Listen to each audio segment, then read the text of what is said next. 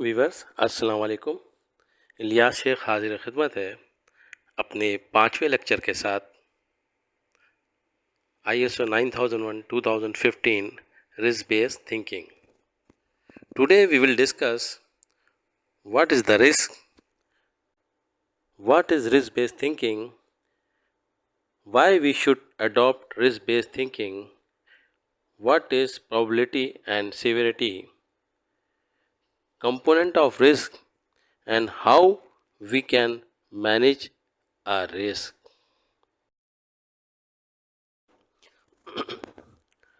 What is risk?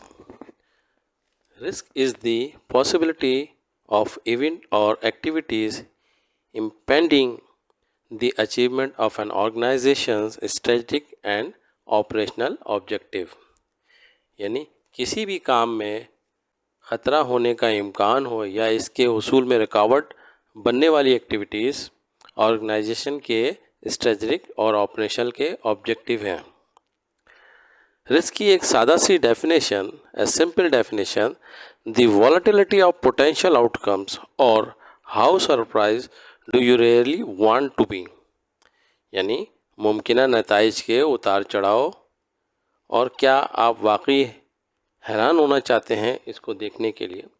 हम एक बहुत ही आसान और सादा सी एग्जांपल देते हैं कि अगर आप एक ऐसा रोड जो बहुत बिजी है ट्रैफिक से उसको क्रॉस करना चाहते हैं तो ये एक रिस्क है। इस रिस्क को कम करने के लिए या तो आप ज़ेब्रा क्रॉसिंग की तरफ जाएंगे या ये इंतज़ार करेंगे कि ट्रैफिक का लोड कम हो तो आप उस रोड को क्रॉस करें। लेकिन आप अगर इसको बहुत ज़्यादा मिनिमाइज या रिड्यूस करना चाहते हैं तो फिर आप पेडेस्ट्रियन का इस्तेमाल करेंगे ताकि रिस्क को बिल्कुल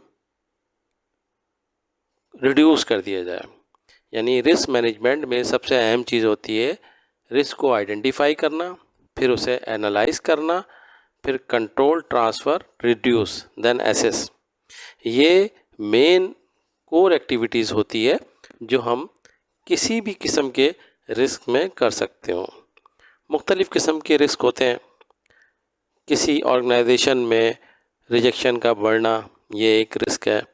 कस्टमर की तरफ से कंप्लेन आना ये एक रिस्क है। अब हम आगे इसके मज़ीद देखेंगे कि उसमें और क्या चीज़ें होती हैं। What is risk based thinking? Number one, risk based thinking is something we all do automatically and often subconsciously. यानी क्या मतलब? ख़तरे पर मबनी सोच एक ऐसी चीज़ है जो कि हम सब खुद ब खुद अक्सर लाशऊरी तौर पर अपने माइंड में रखते हैं। The concept of risk has always been implicit in ISO 9001. The 2015 revision makes it more explicit and builds it into the whole management system. यानी ISO 9001 में रिस्क का नज़रिया हमेशा से रहा है और सिर्फ ये हुआ है कि ISO 9001 2015 में इस नज़रिए को वाज़े किया गया। ISO 9001 2008 में सिर्फ 3 जगहों पे रिस्क का नाम इस्तेमाल किया गया है, जबकि 9001 2015 में जो फोकस करता है इसमें 48 टाइम्स रिस्क का जिक्र किया गया। Risk based thinking is already part of the process approach. Risk based thinking makes preventive action part of the routine. Risk is often thought of only in the negative sense. Risk-based thinking can also help to identify opportunity. यानी इसका मतलब ये कि किसी भी ख़तरे के बारे में अक्सर सिर्फ मनफी मानों में इसको लिया जाता है या सोचा जाता है। ख़तरे पर मबनी सोच भी अपॉर्चुनिटी की शनाख्त कर सकती है। Always be remember key point. Risk based thinking is equal to preventive action. यानी जब हम प्रिवेंटिव एक्शन ले रहे हैं तो इसका मतलब है हम रिस्क के ऊपर काम कर रहे हैं. Risk based thinking is everybody's business, not only management. Risk based thinking is not just the responsibility of management. Risk based thinking must becomes an integral part of the organization and culture. सवाल ये है कि why should I adopt risk based thinking? कि हम risk based thinking को adopt करने के लिए क्यों करें और इसमें हमें क्या करना चाहिए. सबसे पहले तो हमें चूज़ करना चाहिए ऑब्जेक्टिव को. उसके बाद आइडेंटिफाई करेंगे रिस्क को और उसके बाद ऑप्टिमाइज अप्रोच को देखना होगा कि आपका नुक्ता नज़र जो है वो बेसिकली है क्या उस रिस्क के ऊपर. फाइनली इम्प्लीमेंट टैक्टिक्स जो है यानी कि हिकमत अमली को लागू करना होगा.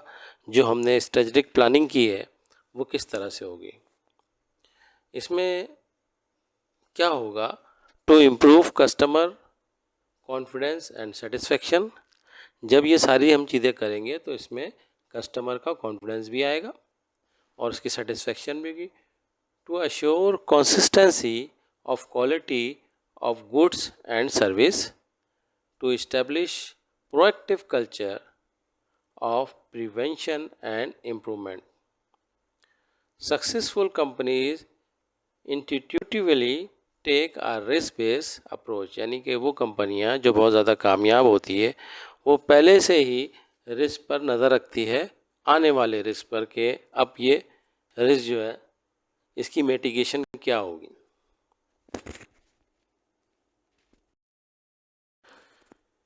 The question is, what should I do? अब हमें क्या करना चाहिए. Identify what is the risk and opportunity are in your organization. यानी आपके इदारे में कौन कौन से ऐसे रिस्क और अपॉर्चुनिटी है उसको आप सबसे पहले आइडेंटिफाई करेंगे. It's depend on context. ISO 9001:2015 will not automatically require you to carry out a full formal risk assessment or to maintain a risk registered.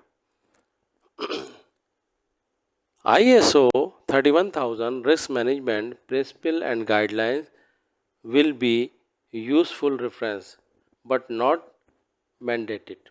यानी कि आपको सबसे पहले एक रिस्क रजिस्टर में वो उस रिस्क को नोट करना पड़ेगा और इसके बाद जो रिस्क मैनेजमेंट के जो प्रिंसिपल और गाइडलाइन है उससे भी हेल्प लेनी पड़ेगी, लेकिन ये मैंडेटरी नहीं है. Analyse and prioritise the risk and opportunity in your organisation. क्या है वो, what is acceptable, what is unacceptable. कौन से रिस्क है जो एक्सेप्टेबल है और कौन से unacceptable. Plan action to address the risk.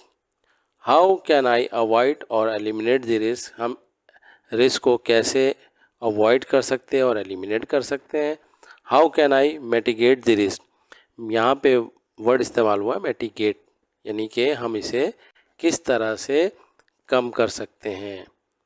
Implement the plan, take action, check the effectiveness of the action, does it work, learn from experience and continual improvement.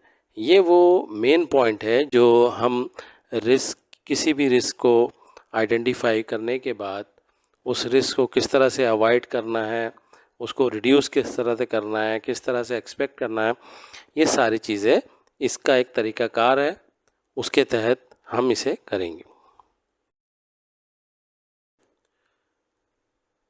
Risk can be defined by 2 parameters. Number 1 is severity. Severity means intensity or shiddat. The definition is, this is seriousness of the harm. यानी ये नुकसान की संगीनी को बयान करता है कि जो लॉस है वो उसकी शिद्दत क्या है. नंबर 2 पे आ जाइए, प्रोबेबिलिटी, यानी उस रिस्क का इम्कान कितना है, उसकी प्रोबेबिलिटी क्या है. This is the probability that the harm will acore, इस बात का इम्कान के नुकसान पहुंचेगा। इसमें जो रिस्क टेबल बनता है प्रोबेबिलिटी और सीवियरिटी के दरमियान, इसको हम 3 कैटेगरीज में लो, मीडियम और हाई, यानी लो को हम डिफाइन करते हैं ग्रीन कलर से, मीडियम को हम ले लेते हैं येलो से और हाई को हम एज यूजुअल रेड से डिफाइन करते हैं। अब सिवियरिटी ऑफ हार्म में जो है हम एक टेबल बनाते हैं जिसमें S1 से लेके S5 तक हम ले लेते हैं, यानी कौन से ऐसे रिस्क हैं जो नेग्लिजिबल है, माइनर है, सीरियस है, क्रिटिकल है या कैस्ट्रोफिक है, ये कैटेगरीज होगी। इसी तरह से प्रोबेबिलिटी ऑफ अकोरेंस में कि वो कितनी बार आ रहा है, इसमें है इम्प्रॉबेबल है, रिमोट है, ओकेशनल है, प्रोबेबल है और फ्रीक्वेंट है। ये एक टेबल बनता है रिस्क बेस में ऊपर, और इस टेबल के ज़रिए हमें पता चलता है कि वो रिस्क की मिटिगेशन क्या है और उसकी शिद्दत कितनी है। Let's see the an example probability and severity tables. For example, we have defined a risk fluctuation in production schedule. Impact इस क्या होगा? Impact होगा इसका shortage of material. अब देखें इसमें जो probability है इसे और सीवियरिटी है, इसके टेबल को हमें डिफाइन करना पड़ेगा, खुद से बनाना पड़ेगा by the means of management, यानी मैनेजमेंट के साथ मिलके हम उसे डेवलप करेंगे। अब फॉर एग्जांपल इसकी प्रोबेबिलिटी 2 है और सीवियरिटी 3 है, तो ये 2 into multiply by 3 is equal to risk rating क्या आ गई, 6 आ गई है। अच्छा, कंट्रोल क्या है, firm production plan to the month, यानी कि एक ऐसा प्रोडक्शन प्लान होना चाहिए जिसमें कि उसकी शेड्यूलिंग भी कंट्रोल हो और सारी चीज़ें हो। इसी तरह से देखें मैंने कुछ और नीचे भी एग्जांपल्स दिए हैं, इसमें आप मज़ीद अपने तौर से भी एग्जांपल सेट कर सकते हैं, बनाएं, इसको ट्राई करें ताकि आपकी रिस्क के ऊपर अंडरस्टैंडिंग और स्ट्रॉन्ग हो सके। How do we manage risk? To manage risk we use the 6 risk management process. ये 6 risk management process क्या है? नंबर 1 risk management planning है, number 2 risk identification, number 3 qualitative risk analysis, number 4 quantitative risk analysis, number 5 risk response planning, number 6 risk monitoring and control. ये वो चीज़ें हैं जो कि हमें किसी भी रिस्क को मैनेज करने के लिए जिस पे हमें काम करना होगा और हम उसके बाद इस रिस्क को मिटिगेट कर सकते हैं। Thank you viewers for your attention. We will discuss in next our presentation regarding the history of safety and its related standard. Till then, Allah Hafiz, अपना ख्याल रखिएगा।